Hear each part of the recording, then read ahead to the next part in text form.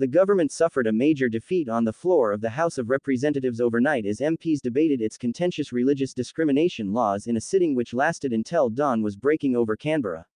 In dramatic scenes, several of the government's own MPs voted with the opposition to have the government's own bill amended. It's not unusual for Liberal politicians to cross the floor, but it is highly unusual for five to do so at once. Here is how it unfolded, and what happens next.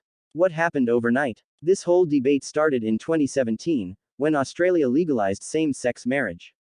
When he became PM the following year, Scott Morrison made two commitments: to create new laws to protect people from discrimination on the grounds of their religious beliefs, and to end an existing caveat in discrimination law that allowed schools to exclude LGBT staff and students on religious grounds.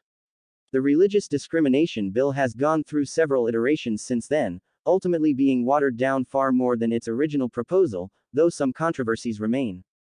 But as the government prepared to introduce it this week, it said that the commitment to end school discrimination against staff and students would only be to protect people based on sexuality, not gender identity. That caused a storm within the party ranks, as several MPs threatened to vote against the bill, and senior ministers expressed their own reservations over a plan they deemed problematic and not ideal. Labour struggled with how to approach the bill, ultimately deciding yesterday it would attempt to change it, removing some of its most controversial elements, and extending protections to include transgender students. Overnight, the House of Representatives debated the bill and whether to amend it. When it was put to a vote just before 5 a.m., several moderate Liberals held to their threats and crossed the floor to support trans protections, giving the amendments the numbers to succeed. Liberals Katie Allen, Bridget Archer, Fiona Martin, Dave Sharma and Trent Zimmerman all voted with Labour and the crossbench for protections against school discrimination to be extended to transgender students. With the bill already passed and the government losing the vote on the amendments, the new version has headed to the Senate, the final hurdle. What change was made to transgender protections? The actual change that has been made is fairly simple. The Sex Discrimination Act already included an exemption for schools that allowed them to discriminate, in good faith, to exclude staff on the grounds of sexual orientation, gender identity, relationship status and pregnancy, in order to avoid injury to the religious susceptibilities of adherents of that religion. The government's proposal was to remove sexual orientation from the list of exempted attributes that a school was allowed to discriminate on, but not anything else. The change that was agreed was to scrap exemptions for both sexual orientation and gender identity for students. The exemptions won't be scrapped entirely, leaving schools still able to discriminate against trans teachers on religious grounds, as well as on relationship status and pregnancy. Where it gets complicated is that for protections for LGBT students to be included in the Sex Discrimination Act, the Religious Discrimination Bill must also be passed.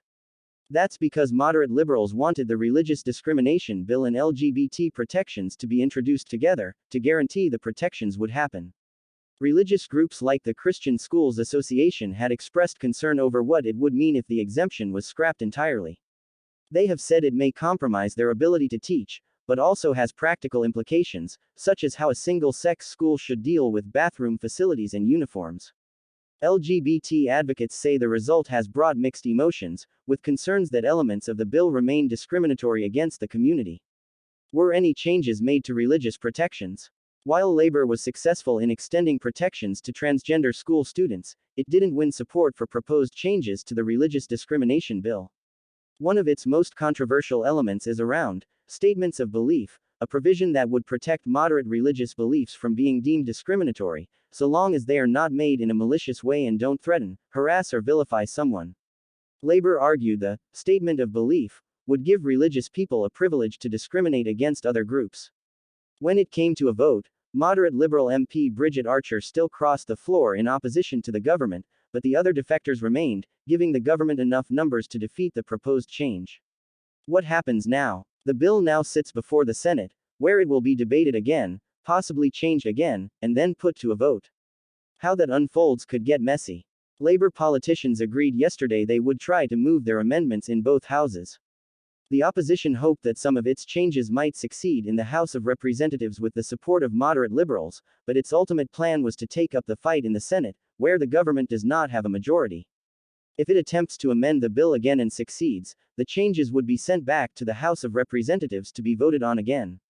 With just a few days left on the sitting calendar before the election, and many of those dedicated to the budget, that could easily push the issue out to after the election. If there are no amendments made to the bill but it is passed, the Religious Discrimination Act and the protections for LGBT students will become law. And if it is voted down, it will go back into the government's drawers to be reintroduced at a later date, or possibly never again. The government could also take the nuclear option being pushed for by some religious groups and dump the bill. With today being the last sitting day of the Senate before the budget, it could be another dramatic day of Parliament, and another long night.